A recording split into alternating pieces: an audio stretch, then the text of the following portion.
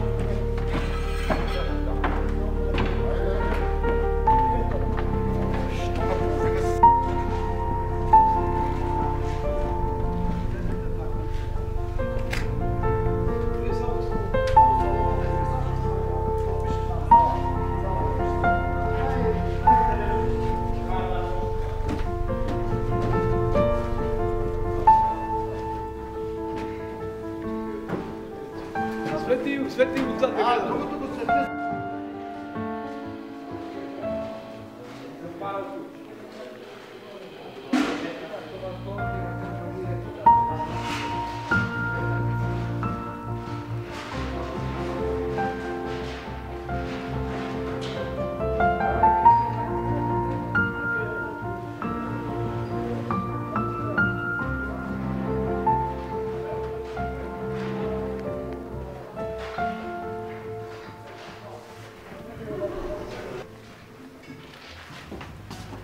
Заповядайте.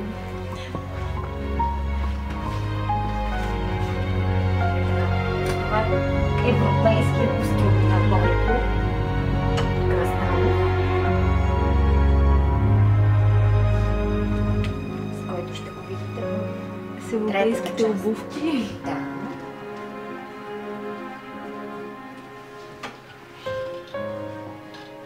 Затварям. И другата бележка. Се притеснявам. И това вече са костюмите на дружината.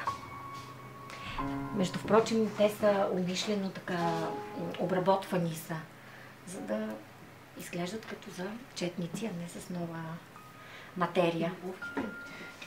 И при бутушите също е имало специална обработка, особено онези там на Петър Тосков ще ги видите.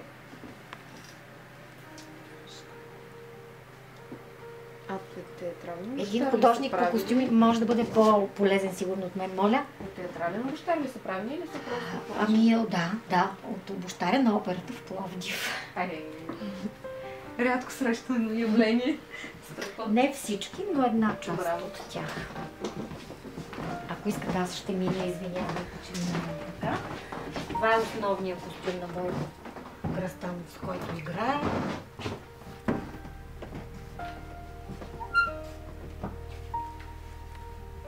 Ето това са интересните бутуши, за които ви говорих.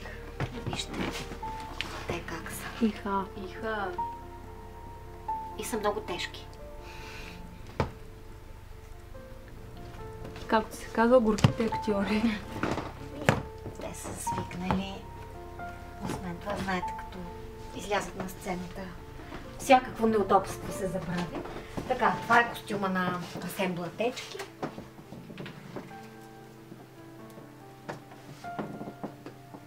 С неговите бутуши и аксесуари.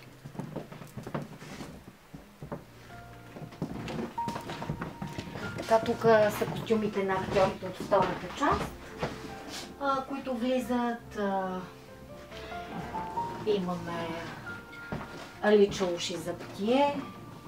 Това е един съратник, който се появява по много интересен начин. Ще видите неговия костюм. Той е цветното петно в пиесата. Супер, да, прави впечатление. Да.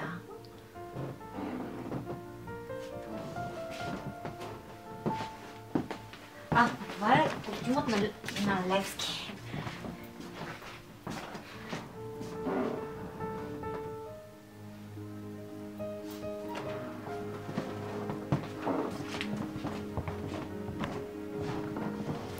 Добре, благодарим за разходката. Моля, сега ще видите костюма на гримьорната, на дамската гримьорна. Ами актриси.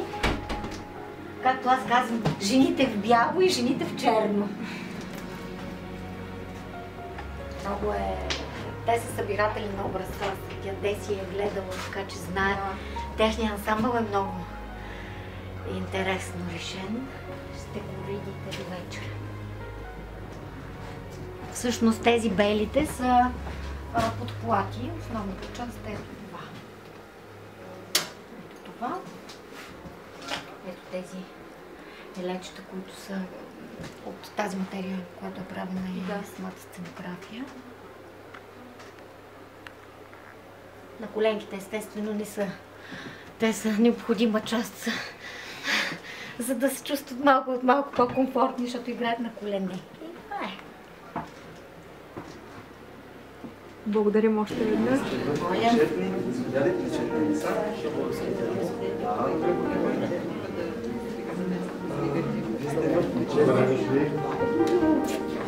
Здравейте, нечете хляб. Вие сте в нечете, да очакваме сам. Да, ще изчакам. Да.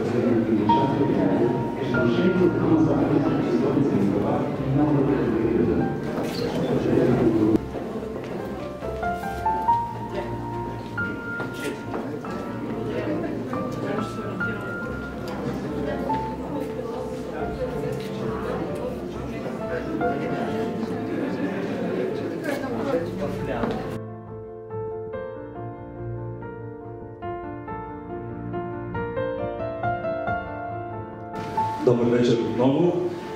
Екипът на Общински драматичен театър Апостол Карамите Димитровград много се радва, че успя да срещне вас със спектакъл Възвишение и също така да срещне екипа на спектакъла с димитровградската публика.